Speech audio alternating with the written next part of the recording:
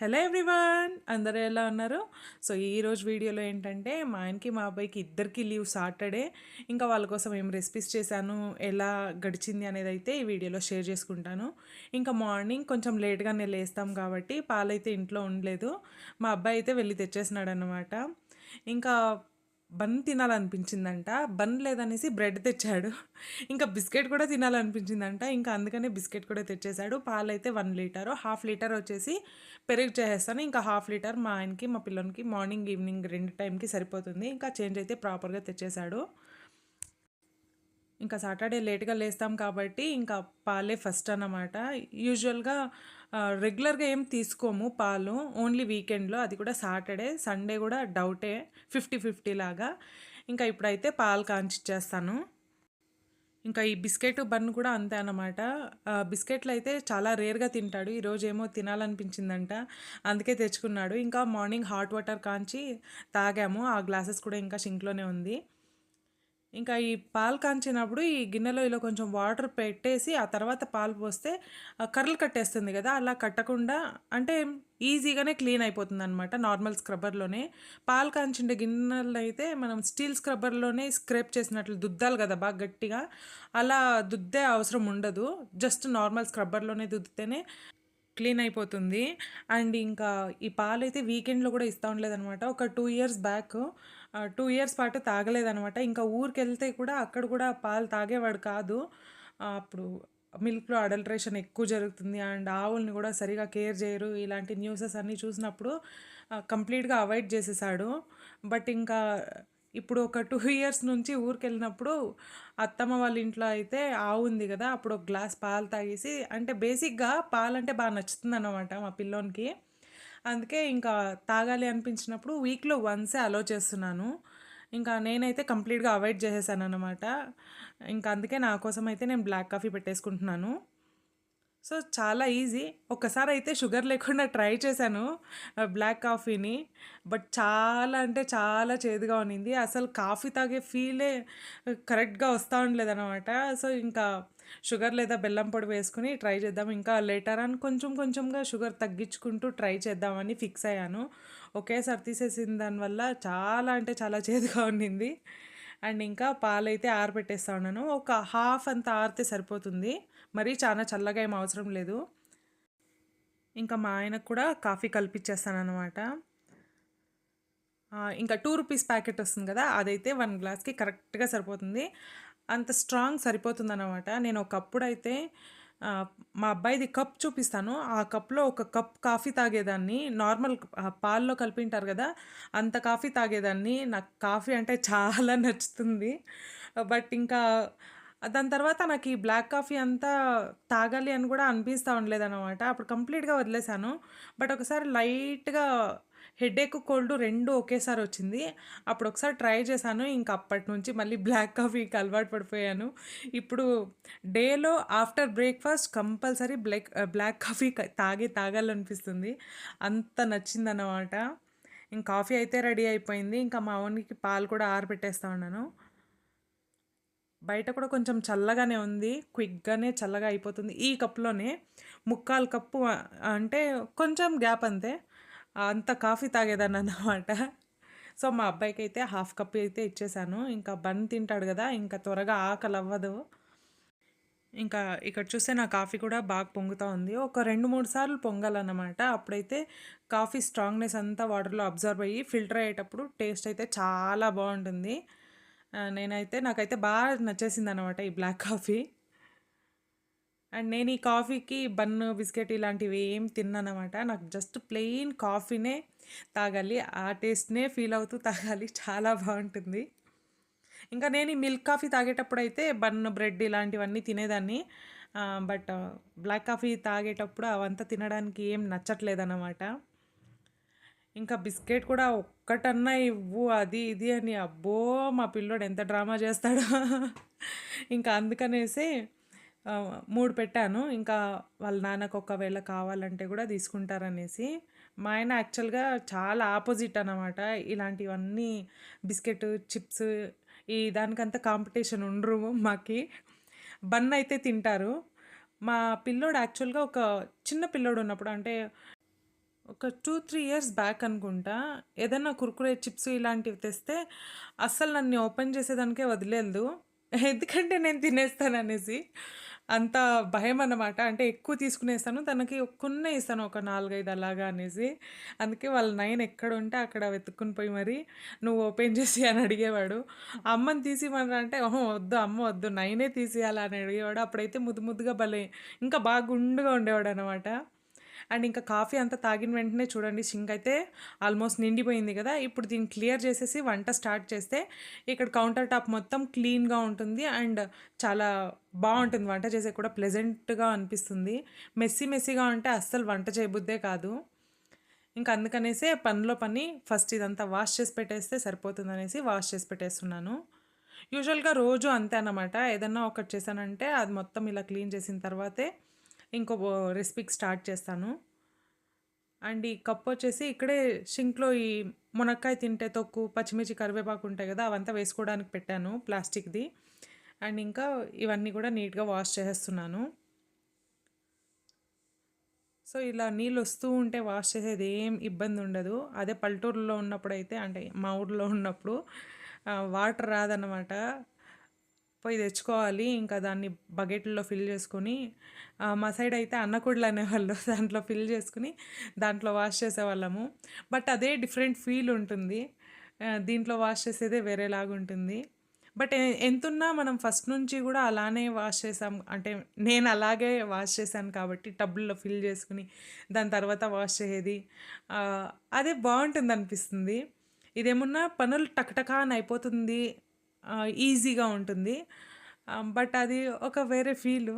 మీకెవరికైనా experience ఉందా? ఇలా బయట కూర్చొని వాష్ చేసేది, టబ్‌లో వాటర్ ఫిల్ చేసుకునేది. బావుంటుంది గదా! అండ్ ఇంకైతే రైస్ ఒక గ్లాస్ అయితే పెట్టేశాను. అండ్ ఇంకా ఉప్మా అయితే చేస్తున్నాను. ప్లెయిన్‌గా చేస్తున్నాననమాట. ఏం కూరగాయలు వేయట్లేదు. జస్ట్ ఆనియన్, పచ్చిమిర్చి ఇలాంటివే. కరివేపాకు అయితే పచ్చి కరివేపాకు ఫ్లేవర్ చాలా బావుంటుంది. నిన్నదైతే కొంచెం కూరకు సాంబార్ ఉంది. అందుకే కొంచెం రైస్ అయితే పెట్టేస్తున్నాను. మా ఆయనకి కొంచెం రైస్ కావాల్సొస్తుందనమాట. ఈవెన్ మా పిల్లోడు గూడా అంతే. ఆహ్, లాస్ట్‌లో కొంచెం రైస్ తినబుద్దవుతుంది. వాళ్ళ నాన్న తింటూ ఉంటారు గదా! వాళ్ళ నాన్న ఆయన ఎక్కువ ఫాలో అవుతాడు. అందుకే ఇంకా కొంచెం రైస్ అయితే పెట్టేశాననమాట. ఈవెన్ అది మా పిల్లోనికి ఇన్‌కేస్ ఆకలయిందంటే లంచ్‌కి కూడా సరిపోతుందనేసి. అండ్ కొంచెంగా ఆయిల్ వేసుకొని రవ్వనైతే లో ఫ్లేమ్‌లో ఇలా వేయించుకుంటాను. అరోమా అంతా రిలీజ్ అయ్యి బావుంటుంది. ఇలా రవ్వ వేయించేటప్పుడంతా నాకనిపిస్తుందనమాట. రవ్వ లడ్డు చేయాలనేసి. బట్ ఇంకా అది ఇది అనుకుని మర్చిపోతాను.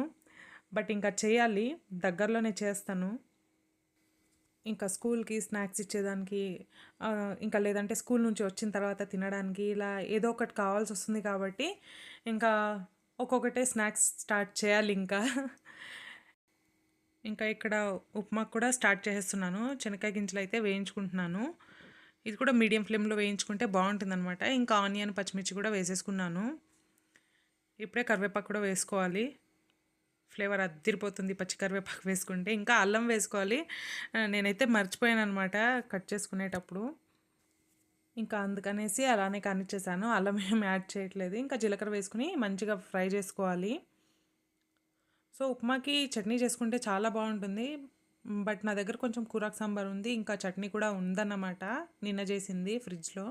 ఇంకా అదే అడ్జస్ట్ అయిపోతుందనేసి ఇంకా చట్నీ ఏం సెపరేట్‌గా చేయట్లేదు. దీంతో పాటు కొంచెం గెంజుగడ్డలు స్వీట్ పొటాటో అంటారు కదా! దాన్నైతే స్టీమ్ చేస్తున్నాను. మా పిల్లోనికైతే చాలా ఇష్టం. చాలా బావుంటుంది. ఇదేదో భలే గట్టిగా ఉందన్నమాట. చానా అంటే చానా గట్టిగా ఉంది.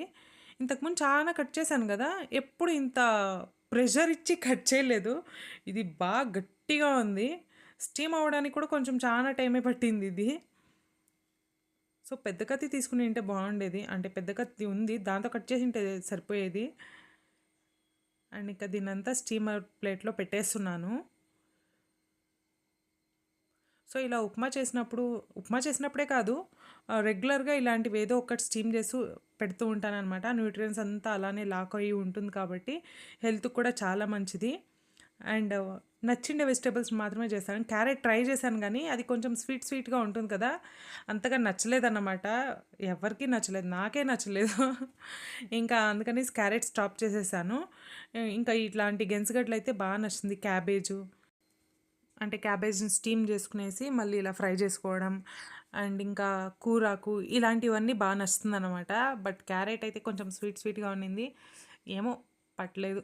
వదిలేసేయండి. ఇంకా ఉప్మా అయితే ఇంకా వాటర్ అయితే యాడ్ చేస్తున్నాను. ఇంకా ఇది మరిగిన తర్వాత రవ్వ ఏస్తే ఉప్మా అయితే ఆల్మోస్ట్ రెడీ. నేనెప్పుడు కొలతలతో చేయననమాట. ఉప్మా రవ్వ 1 గ్లాసు, వాటర్ 2 గ్లాసెస్ ఇలా ఉండదు. నేను ర్యాండమ్‌గా అలా వేసేసుకుంటాను. యూజువల్‌గా తీసుకుంటే 1 గ్లాస్‌కి 2 గ్లాస్ అంతా తీసుకోవచ్చు అనుకుంటాను. నాకది కూడా తెలీదు. నేనిలా ఒక అందాజుగా ఏసేస్తాను. ఇంకా కొత్తిమీర అయితే యాడ్ చేసేసాను. ఒక అర పిడికెడంతా. బావుంటుంది కొత్తిమీర ఫ్లేవర్ గూడా. ఫైనల్‌గా చల్లామంటే దాన్నంతా ఈ కోడ్లుంటాయి గదా! ఆ కోడ్లు ఎత్తినట్ల మా పిల్లోడు ఎత్తుతా ఉంటాడు. ఇంకా అందుకనేసి ఉడికించేటప్పుడే ఏసేస్తాననమాట వాటర్‌లోనే. ఇంకా ఎగ్స్ అయితే ఉడికించేస్తా ఉండాను. ముగ్గురికి ఒక ఎగ్ సరిపోతుంది. అండ్ ఇప్పుడైతే గ్యాస్ 3ను నిండుగా కళకళలాడిపోతా ఉంది. అండ్ ఇంకా ఇక్కడ ఇది మరుగుతా ఉంది ఉప్మాకైతే. ఇలా కలిపెట్టినప్పుడు కూడా మరుగుతా ఉంది అంటే అప్పుడు రవ్వ యాడ్ చేస్తే బావుంటుంది. అంటే నేను అలా చేస్తానన్నమాట. ఇంకా ఇలా పోసుకుంటూ కలిపెట్టేస్తే ఉండలు కూడా కట్టదు. సమ్‌టైమ్స్ చాలామందే ఫేస్ చేసేది ఇదే. ఈవెన్ మా అత్తగారు కూడా అనేవాళ్ళనమాట. "నువ్వు ఉప్మా చేస్తే ఒక్కటి కూడా లంప్‌లాగా తగలదు. నేను చేస్తే గడ్డ కట్టేస్తుంది ఎందుకు" అనేసి. అప్పుడు నేను చూయించాననమాట. ఇలా పోసుకుంటూ కలిపెట్టేస్తే బావుంటుందనేసి. ఇంకా ఇక్కడ చూస్తూనే ఉప్మా ఆల్మోస్ట్ రెడీ అయిపోయింది గదా! చూడండి. కన్సిస్టెన్సీ కూడా బా వచ్చింది. అంటే చాలా గట్టిగాను కాకుండా, చాలా నీళ్ళగా గూడా కాకుండా బావునింది. ఇంకైతే ఒక ప్లేట్‌లో సర్వ్ చేసేస్తున్నాను. బా వేడిగా ఉంది. ఇక్కడ ఖాళీగా ఎందుకు నేనొస్తాను అనేసి ఈ చెనక్కాయ గింజ చూడండి బయటకొచ్చేసింది. వద్దు. నువ్వు నీ ప్లేస్‌లోనే ఉండు. అక్కడ పెట్టేకి వేరే థింగ్స్ ఉన్నాయి ఇంకా. అండ్ ఇంకా ఎగ్ అయితే కట్ చేస్తున్నాను. సాల్ట్ అండ్ పెప్పర్ యాడ్ చేస్తాను. యాక్చువల్‌గా ఇది యాడ్ చేసేది యెల్లో కలర్‌ది ఎగ్ యాక్ ఉంటుంది గదా! అదొచ్చేసి ఫ్యాట్ అంటారు గదా! సో, అందుకే అన్నమాట మన పెద్దలు ఇలా పెప్పర్ యాడ్ చేస్తే పెప్పర్ వచ్చేసి ఈజీగా మెల్ట్ చేసేస్తుంది గదా! ఫ్యాట్ కంటెంట్ ఉంటే బాడీలో గూడా. అందుకే అనిపిస్తుంది. ఇంకా పిత్తం గూడా ఎక్కువైతే తగ్గిచ్చేస్తుంది అనేసి అంటారు. ఇది నేనిప్పుడు బేసిక్‌గా తెలుసుకునిండే డీటెయిల్స్. అందుకే ఇప్పుడైతే ఎగ్ చేసినప్పుడు ఇలా పెప్పర్ యాడ్ చేస్తూ ఉంటాను. ఇంకా బ్రేక్‌ఫాస్ట్ అంతా తినేసిన తర్వాత నేరేడుకాయలు తెచ్చాము. ఒక 2, 3 రోజులైతే అయింది ఫ్రిడ్జ్‌లో పెట్టింటిని. బట్ ఇక్కడ చూడండి ఒకలాగా అయిపోయింది. ఒకప్పుడు ఇలాంటి నేరేడుకాయలంతా ఊరికనే పెరుక్కొని తినేవాళ్ళము. మా అత్త వాళ్ళ తోటలో గూడా ఒక చెట్టుంది. బట్ ఇప్పుడు ఇది ఎంత తెలుసా మీకు? 100. బెంగుళూరులో ఏది ముట్టుకున్నా 100కి తగ్గేదే లేదన్నట్టుంది కాస్ట్. అండ్ ఇప్పుడు ఉప్పు, కారం అయితే యాడ్ చేసేసాను. దీన్ని మంచిగా కలిపెట్టేయాలన్నమాట. ప్లేట్ మూసి పెట్టేసి కలిపెట్టేస్తే మరీ ఎక్కువుంటే ఇట్లా కలిపెట్టేకి అయ్యేదనేసి కొన్ని మిగిలిచ్చేసాను పాత్రలోనే. ఇలా మంచిగా షేక్ చేయాలి బాగా గట్టిగా. అప్పుడు అది కాయ కొంచెం బ్రేక్ అయ్యి, ఆ మసాలా, ఉప్పు, కారం అంతా దాని లోపలికి చేరుకొని తింటూ ఉంటే అబ్బబ్బబ్బబ్బా! ఎంత బావుంటుందో. ట్రై చేయండి. చాలా బావుంటుంది. మామూలు సాంబార్ పౌడరు, నైస్ ఉప్పు అంతే ఇంకేం లేదు. బాగా గట్టిగా షేక్ చేయాలన్నమాట. కాయ బ్రేక్ అవ్వాలి అలాగా. చూడండి చూడ్డానికే ఎంత బాగా అనిపిస్తుంది కదా! చూడండి ఒకటి బయటకొచ్చేసింది ఆల్రెడీ. మీకు కనబడడానికే కెమెరా దగ్గరకు రావాలని బయటకొచ్చేసింది. వద్దు నేను చూపిస్తానులేమ్మా నువ్వు లోపల పో. అండ్ ఈ వీడియోనైతే ఇక్కడితో ఎండ్ చేసేస్తున్నాను. మీకెలా అనిపించిందో కామెంట్‌లో మెన్షన్ చేయండి. నచ్చుంటే లైక్ చేయండి. Thank you so much for watching. Bye bye.